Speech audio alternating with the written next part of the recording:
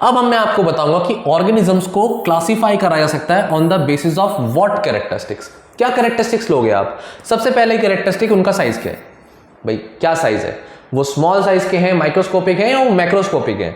दूसरा सेलुलैरिटी, क्या वो यूनिसेलुलर ऑर्गेनिजम्स हैं या मल्टीसेलुलर ऑर्गेनिजम्स हैं। अब यूनिसेलुलर और मल्टीसेलुलर आपको fundamental unit of life chapter में पढ़ा दिया गया है। यूनिसेलुलर का मतलब होता है भाई ऑर्गेनिज्म ही एक सेल का है, और मल्टीसेलुलर की वो कितनी सारी सेल से मिलकर के बना है, तो ये बेसिस हो सकता है। तीसरा बेसिस है भाई उसका habitat, so this is second, this is first. तीसरा है हैबिटेट, भाई रहता कहाँ है, हवा में रहता है, पानी में रहता है, लैंड में रहता है, रहता कहाँ है। बर्ड्स तो हवा में भी उड़ सकती हैं, पर एक बंदर तो नहीं उड़ सकता, बंदर पेड़ों पे मिलता है, तो भाई यहाँ पर मछलियां तो पानी में मिलती हैं। ये हैबिटेट डिसाइड करेगा कहीं ना कहीं कि ऑर्गेनिज्म को क्लासिफाई करते हुए, ग्रुपिंग करते हुए कहाँ रखा जाए। फोर्थ पॉइंट आ गया बॉडी ऑर्गेनाइजेशन। बॉडी ऑर्गेनाइजेशन का मतलब है भाई आप जो ऑर्गेनिज्म है वो सेल से मिलकर बनाए, हो सकता है सिर्फ सेल्स ही हो उसमें और कुछ हो ही नहीं। इसका एग्जाम्पल दे देते हैं, जो यूनिसेलुलर ऑर्गेनिज्म है एक सेल की तो बने, या फिर कुछ सेल्स मिलकर के क्या बना देती हैं, टिश्यूज बना देती हैं, बिल्कुल पॉसिबल है। ऑर्गेनिज्म टिश्यू का बना हुआ है लेकिन उसमें कोई ऑर्गन नहीं होता। हम एनिमल किंगडम में ऐसे एग्जांपल्स बताएंगे आपको कौन से ग्रुप हैं, और बहुत सारे टिश्यूज मिलकर हो सकता है ऑर्गन्स बना दें, और फिर ऑर्गन सिस्टम हो उसके अंदर। तो ह्यूमंस के केस में क्या है, बहुत सारे ऑर्गन्स का सिस्टम बना हुआ है, circulatory system, respiratory system, nervous system, और इस सिस्टम के बाद वो ऑर्गेनिज्म निकल कर आता है कि भाई ये पूरा ऑर्गेनिज्म है, देखो कितनी चीजें इसके अंदर फिट करी हुई हैं। तो इस तरीके से बॉडी के ऑर्गेनाइजेशन के बेसिस पे भी ऑर्गेनिज्म को क्लासिफाई करा जा सकता है। एरिस्टोटल की क्लासिफिकेशन देखो, यहां पर फोटोग्राफ लगाई है मैंने एरिस्टोटल की। एरिस्टोटल जिसे हम अरस्तु भी कहते हैं हिंदी में, तो इन्होंने क्लासिफिकेशन करी on the basis of habitat. इनकी क्लासिफिकेशन सिंपल थी, जो लैंड पे रहते हैं उन्हें क्लासिफाई कर देते हैं, जो एयर में रहते हैं वो एयर के ग्रुप के हो गए, और तीसरे पानी में रहने वाले, खत्म। सिंपल है क्लासिफिकेशन, ज्यादा टेंशन ही नहीं लेनी। लेकिन हो गई गड़बड़। गड़बड़ क्या होगी मैं बताता हूं। तो मैं पहले ये बताया था कि भाई टेरेस्ट्रियल एनिमल्स बताए उन्होंने, एक्वेटिक एनिमल्स बताए, और एरियल हवा में रहने वाले ऑर्गेनिजम्स के बारे में बताया, और 3 ग्रुप बनाए। और उन्होंने वो स्ट्रेटेजी के बेसिस पे 3 ग्रुप में सारे ऑर्गेनिजम्स को डिवाइड कर दिया, सिंपल। लेकिन प्रॉब्लम हो गई। प्रॉब्लम ये है भाई पानी के अंदर व्हेल भी रहती है, पानी के अंदर स्टारफिश भी रहती है, शार्क भी रहती है, और कोरल्स भी होते हैं। अब ये सारे क्या एक जैसे हैं, सबकी कैरेक्टरिस्टिक्स अलग है। जो व्हेल की कैरेक्टरिस्टिक्स हैं वो स्टारफिश की नहीं है, स्टारफिश की जो कैरेक्टरिस्टिक्स है वो कोरल्स की नहीं है, सबकी कैरेक्टरिस्टिक्स अलग। फिर कहां रखोगे भाई? चलो ये तो आपने कर दिया एनिमल्स को। प्लांट्स कौन से ग्रुप में रखोगे? प्लांट्स तो पानी में भी होते हैं, प्लांट्स तो लैंड में भी होते हैं, फिर फंस गए। तो इस तरीके से ये देखा गया कि ये जो क्लासिफिकेशन का तरीका था ये इतना ज्यादा सक्सेसफुल नहीं था, ठीक है ना। बस उन्होंने कॉमन हैबिटेट के बेसिस पे क्लासिफिकेशन कर दिया। अब अगर क्लासिफिकेशन करना है तो कौन कौन से क्राइटेरिया पर क्लासिफिकेशन किया जाएगा? पहला, न्यूक्लियस होता है या नहीं होता, और अगर होता है तो वो एडवांस न्यूक्लियस है या प्रिमिटिव न्यूक्लियस है। जो प्रिमिटिव न्यूक्लियस होता है उसको कैटेगरी को हम रखते हैं प्रोकैरियोट्स में। तो कार्यो वर्ड का मतलब क्या है? न्यूक्लियस, और प्रो मतलब क्या है यहां पर? प्रिमिटिव। तो प्रिमिटिव न्यूक्लियस मतलब विदाउट वेल डिफाइंड न्यूक्लियस, मतलब एक आपको बताया था कि एक सेल है और सेल के अंदर एक न्यूक्लियर मेम्ब्रेन होती है, मेम्ब्रेन के अंदर जेनेटिक मटेरियल होता है, और यहां पर एक छोटा सा न्यूक्लियोलस होता है। तो ये सब कैरेक्टरिस्टिक्स किसकी होती हैं? यूकैरियोटिक सेल की। तो जो भी ये टॉपिक को नहीं समझ पा रहे हैं वो fundamental unit of life chapter को अच्छे से पढ़ें, वहां पर प्रोकैरियोटिक और यूकैरियोटिक अच्छे से एक्सप्लेन किया गया है। मैं बस शॉर्ट में यहां बताऊंगा कि यूकैरियोटिक सेल के बेसिस पे अगर जाएंगे तो वेल डिफाइंड न्यूक्लियस होगा, प्रोकैरियोटिक के बेसिस पे जाएंगे तो वेल डिफाइंड न्यूक्लियस नहीं होगा।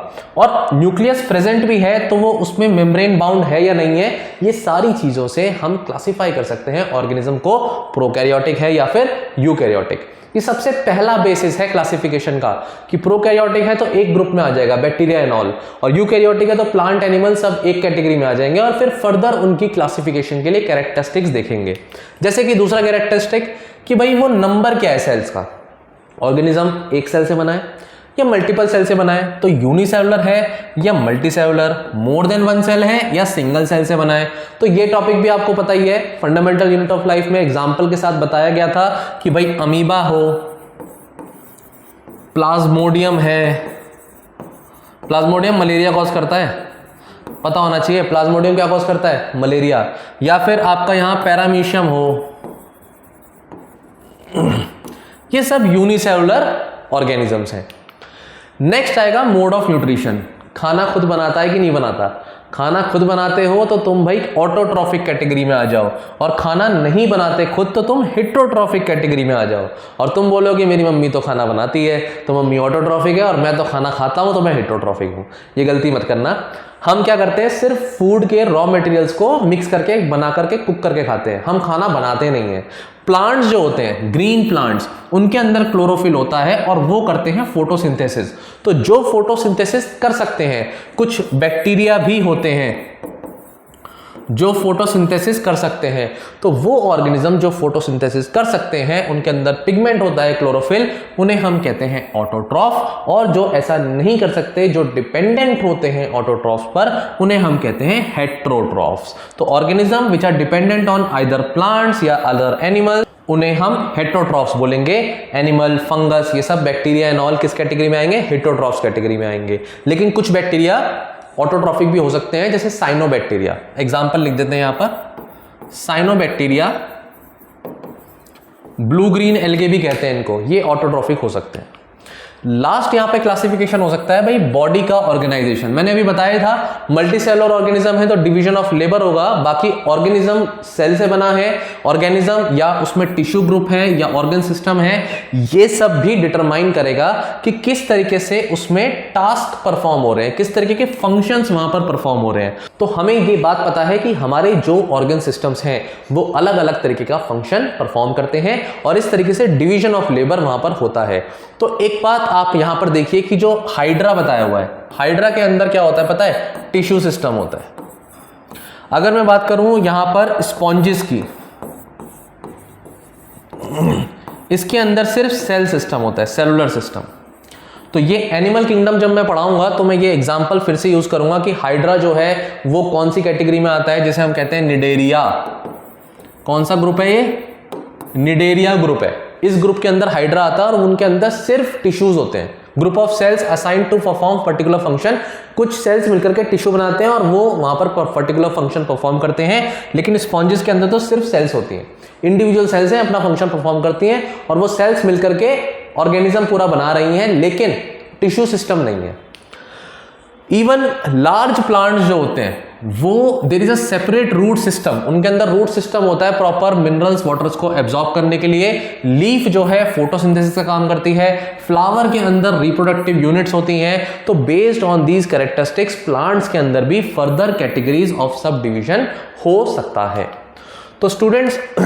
तो स्टूडेंट्स आई होप इंट्रोडक्शन आपको चैप्टर का अच्छे से समझ में आया।